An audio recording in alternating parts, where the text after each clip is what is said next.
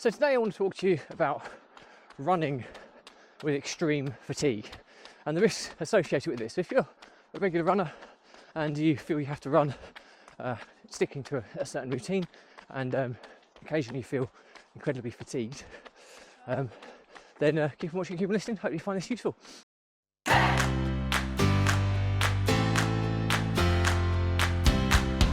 Welcome back to consecutive day 1704 of a diary of a runpreneur. And today's topic is all about running with extreme fatigue and the risks associated with it. So before we get to the topic, don't forget this is part of a fundraiser of saving the lives of children by attempting the ultimate ultra marathon of run vlogging on consecutive days, distance of half the world, barefoot style.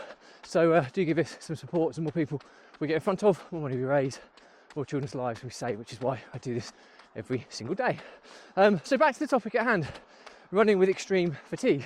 So I'm away on a business work trip, and it's just been really frantic, really busy, kind of putting plans together for the next quarter, especially under some pretty extreme scenarios with some big numbers to hit and focus on, and it's been working long hours, and I haven't really been getting much sleep.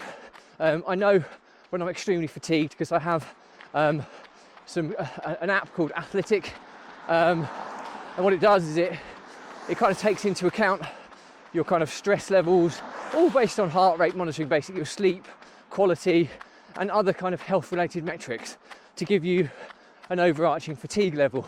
And if you do a lot of exercise like I do, it takes that into consideration against the rest and recovery and all those sides of things and gives you a score. And it's usually a percentage, and obviously the closer to 100%, the closer to being fully fit, ready for exercise you should be. Now this is a really important app to me, Athletic. I have it on iOS. I'm fairly sure you could probably get it on Android as well.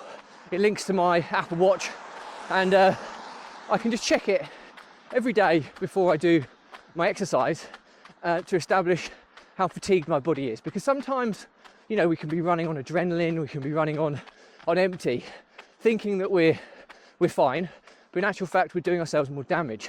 So the first thing to kind of establish based on this episode today is, how do you measure whether you are actually extremely fatigued or not? And like I say, I use an app for doing that.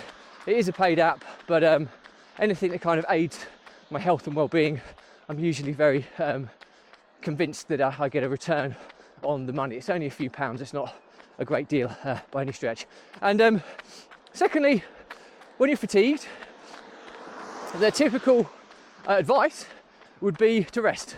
If you're showing your body is, you know, significantly fatigued, you're measuring this and you've got some quantifiable way of determining this, then don't do your exercise. Have a rest day. That's generally what they're for, and that's really important, so that your body can be back to closer to full strength to be able to tackle the demands of a rigorous exercise regime. Now if you don't, you run a significantly higher risk of getting injured, of kind of breaking down. Your immunity will be low, so you've got a greater chance of illness, and it could have a negative impact in so many ways. So for me, on the basis that I'm doing a running streak, I can't not do a run, regardless if I'm ill, whether I'm extremely fatigued. So I do what I call my recovery running regime, and this is running significantly slower than I would usually run, and keeping my heart rate as low as feasibly possible. So it's almost like a dynamic stretching session. That's how I look at it. So I'm not putting any excessive stress or strain through my muscles and joints. I'm keeping my heart rate low, so it's not any excessive strain on that. And I'm just trying to keep my body loose, and very kind of easy style of running. So to put it in perspective, I'm running, my pace is about 5 minutes 55 per kilometre. So really slow for me. I'm normally running close to 5 minutes on a normal day. When I'm training for anything, I'm normally in the 4s. But so it's a significant drop off in pace. My heart rate is well in heart rate zone 2, so that's my fat burning zone, which is where you should generally be for all your easy runs. And I'm just trotting quite gently and just keeping an eye on my metrics while I'm running to ensure that I'm not causing myself any further damage. So the learnings from my diary today is, if you're somebody who exercises regularly and you have a very much a kind of strict routine, you probably want to think about investing in a way to track your metrics and ideally your fatigue levels. So this will be usually taken alongside the exertion that your body's been through in terms of physical exertion for exercise, your sleep quality, your stress levels, which can all be determined from kind of wearable kind of devices that can kind of pull all these data points for you, and it can give you a fatigue rating. Now I use an app called Athletic, and it syncs through my Apple Watch. My Apple Watch tracks my sleep, and Athletic will monitor my heart rate and everything to detect my stress levels, exertion levels, sleep levels, all of that, and it'll give me a quantifiable fatigue percentage. Now, basically the percentage works: the closer to 0, the more fatigued I am; the closer to 100, the more fighting fit and ready to go I am. And today I'm down at about 10%, so I'm really fatigued. And because I know this data, I'll adjust my exercise regime accordingly. Now, my advice to you is, if you're not having to do a run like I'm doing, my advice to you would be to not do one, would be to basically rest, because that's what the data is telling you.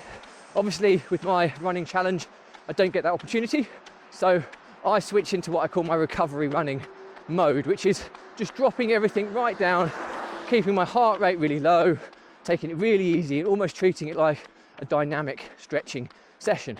And my pace today is kind of about 5 minutes 55 per kilometre, so it's much slower. I'd normally be closer to 5 when I'm training for a race of some kind. I'm usually in the 4s, so it's a significantly easier run. I'm keeping my heart rate well within heart rate zone 2, which is my fat burning zone. My beats per minute are about 120 something at the moment, so really low.